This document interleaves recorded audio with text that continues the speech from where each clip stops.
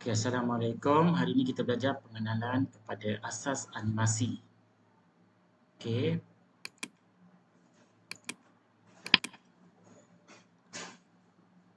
Okay, mengenali asas animasi. Yang pertama kita mengenali imej pengundang animasi. Apa itu imej pengundang? Apa itu imej animasi?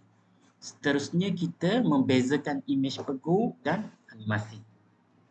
Okay. Pengenalan. Okey, apa itu animasi? Okey. Satu, jujukan imej 2D yang disusun secara urutan pada sela masa. Bayangan ilusi optik disebabkan pergerakan berurutan dihasilkan pelbagai cara. Okey. Dekat sebelah ni, ini adalah gambar jujukan imej 2D yang disusun. Okey. Bayangan ilusi optik, kita nampak gambar ni, gambar yang pertama macam orang sedang berjalan. Gambar kedua, orang sedang bermain tenis. Okey, kita nampak mengikut ilusi kita, kita nampak dia bergerak antara sela masa. Tapi ini adalah imej penggung sebab tidak bergerak. Okey, jadi untuk membuat animasi kita hendaklah ubah imej penggung supaya bergerak. Okey, kita pergi seterusnya. Okey, apa itu imej penggung? Okey, imej penggung, gambar yang dihasilkan tidak bergerak atau statik. Okey, digunakan untuk menjelaskan maklumat yang sukar difahami dengan perkataan. Maknanya kalau tak ada imej tu kita tak faham. Okey, bila ada imej ni kita faham. Oh, orang berlari, orang berjoging. Itu maknanya digunakan untuk menjelas maklumat yang sukar difahami. Okey, terus ni kita tengok imej animasi. Okey. Okey, animasi merupakan ilusi pergerakan yang dihasilkan oleh komputer terhadap imej penggung yang digabungkan secara berlarutan. Okey, ini ke atas ni adalah contoh imej penggung disusun secara jujukan. Okey. Gambar yang pertama, gambar kedua, gambar ketiga atau kita panggil frame. Frame pertama, frame kedua, frame ketiga, frame keempat sampai frame ke-8. Okey. Bila kita susun di dalam satu software, imej penggung ni dia akan menghasilkan gambar orang sedang berlari seperti di bawah. Okey, itu adalah imej animasi. Okey, imej penggung tidak bergerak, imej animasi bergerak. Okey, perbezaan yang mudah. Okey, contoh imej penggung dan imej animasi. Tengok. Okey. Ini adalah contoh imej penggung dan imej animasi. Satu tak bergerak dan imej animasi bergerak. Okey.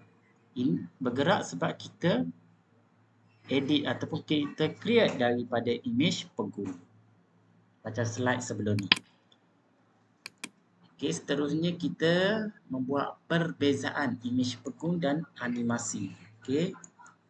Beza. Apa yang beza imej penggung dan animasi ni? Okey. Ikut kategori. Yang pertama kategori size file. Okey, size torrent. Nombor 2. Okey, size torrent atau simpanan ni saya nak simpankan. Simpan kat pen drive, simpan kat laptop. Itu size torrent ataupun simpanan. Kita tengok imej penggung, size file dia lebih kecil sebab dia statik je kan, tak bergerak. Okey. Sebab tu dia memerlukan ruang simpanan yang tidak memerlukan ruang simpanan yang besar. Sebab gambar statik tak perlu simpanan yang besar. Okey. Imej animasi size file lebih besar daripada size imej penggung sebab dia bergerak. Okey, memerlukan ruang simpanan storage yang lebih besar. Okay. Seterusnya kita tengok lagi imej penggung, kategori capaian masa dan perisian. Okey, capaian ni maknanya kalau dalam WhatsApp tu kita nak download. Yang mana lagi cepat? Imej pegung ke imej animasi? Okey. Jadi imej pegung lagi cepat, lebih mudah dan cepat untuk dicapai dan dimuat turun. Kalau kawan hantar imej statik kan ke awak, lagi cepat awak download. Kalau yang bergerak, dia masa dia beza berapa second. Dan masa lebih cepat untuk dihasilkan kalau kita nak buat imej pegung ni cepat sikit daripada imej animasi. Okey, memerlukan perisian tertentu untuk hasilkan imej. Contoh perisian dia GIMP. Okey, memerlukan perisian. Tengok imej animasi, capaian dia memerlukan masa yang lebih untuk membuat turun. Memerlukan masa yang lama untuk dihasilkan. Untuk dihasilkan masa yang lama. Nanti cikgu tunjuk. Memerlukan perisian khusus dan lebih sukar untuk pelajari. Okey, ini mengambil masa. Contoh ada Photoshop. Okey, itu sahaja perbezaan imej pegung dan imej animasi. Okey, contoh tengok imej pegung.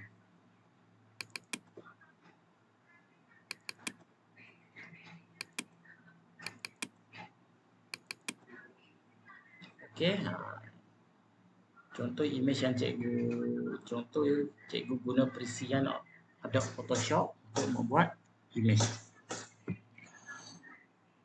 Untuk membuat animasi kan.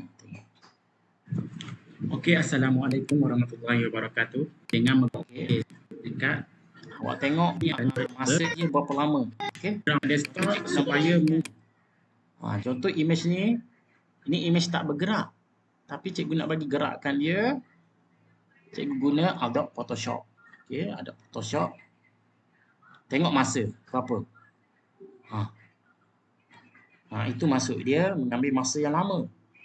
Okey, dalam 21 minit 4 untuk siap. 21 minit 40 saat. Untuk siapkan. Tengok, lama. Okey, kalau cikgu bagi awak tengok ni makan masa lama. Mesti makan masa 20 minit baru sudah video ni. Okey, untuk menghasilkan yang imej tadi. Okey, untuk menghasilkan imej ni. Ni kan imej pegung. Nak hasilkan imej ni mengambil masa berapa lama tadi? Proses dia. Itu maksud dia. Okey. Okey, itu saja daripada cikgu. Sekian, terima kasih.